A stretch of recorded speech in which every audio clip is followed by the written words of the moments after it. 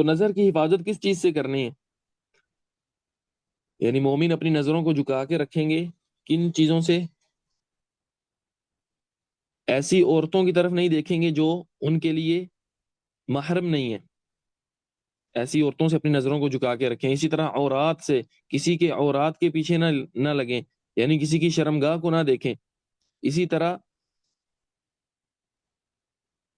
بعض علماء نے اس آیت کی تفسیر کے اندر یہ بات بھی یعنی صراحت کے ساتھ بیان کی ہے کہ مومنوں کو یہ بھی حکم ہے کہ اپنی نظروں کی حفاظت کریں، یعنی ہر اس چیز سے اپنی نظروں کی حفاظت کریں جو ان کو فتنہ یا شہوت کی طرف لے جائے۔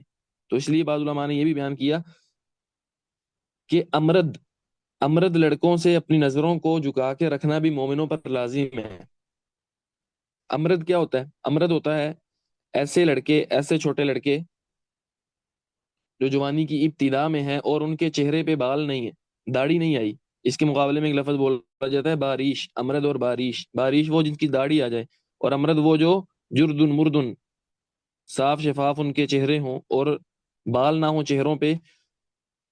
تو یعنی یہ مذنت تہمہ ہے نا، ایسے لڑکوں پر اگر شہوت کے ساتھ نظر پڑے گی تو یہ حرام کی طرف لے جائے گی۔ اسی لیے علماء نے، جیسا کہ شیخ سعدی رحمہ اللہ نے آیت کی تفسیر میں بیان کیا، یغضوا من ابصارهم عن النظر الى العورات والى النساء الاجنبیات والى المردان الذين يخاف بالنظر اليهم الفتنہ، کہ مسلمانوں کو یعنی مومنوں کو یہ حکم ہے کہ وہ کسی کی شرمگاہوں کی طرف نہ دیکھیں، اپنی نظروں کو جھکا لیں۔ اسی طرح اجنبی عورتوں کی طرف بھی نہ دیکھیں، اپنی نظروں کو جھکا لیں۔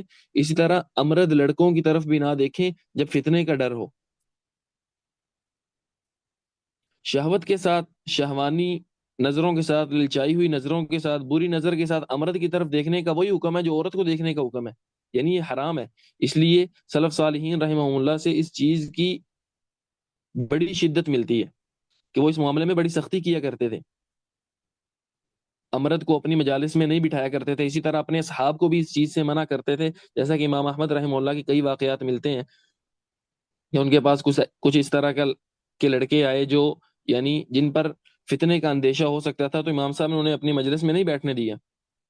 اسی طرح ایک شخص کو جو امام صاحب کا شاگرد تھا، اس کو آپ نے نصیحت کی، وہ ایک دن کسی چھوٹے لڑکے کے ساتھ اپنی امام صاحب کی مجلس میں حاضر ہوئے، تو امام احمد رحمہ اللہ نے اس کو منع کر دیا کہ آپ اس کے ساتھ نہ آیا جایا کریں۔ وہ شخص کہنے لگا کہ یہ تو میری بہن کا بیٹا ہے، میرا بھانجا ہے۔ تو امام صاحب رحمہ اللہ نے کہا کہ لوگوں کو تو اس بات کا معلوم نہیں ہے نا، لوگ تو آپ پر تہمت لگا ہی دیں گے، ان کو کیا معلوم ہے یہ آپ کا بھانجا ہے؟ تو اس لیے انسان کو چاہیے کہ اپنے آپ کو مذنت التہمہ یعنی تہمت والی جگہوں سے بھی خود کو بچا کے رکھیں۔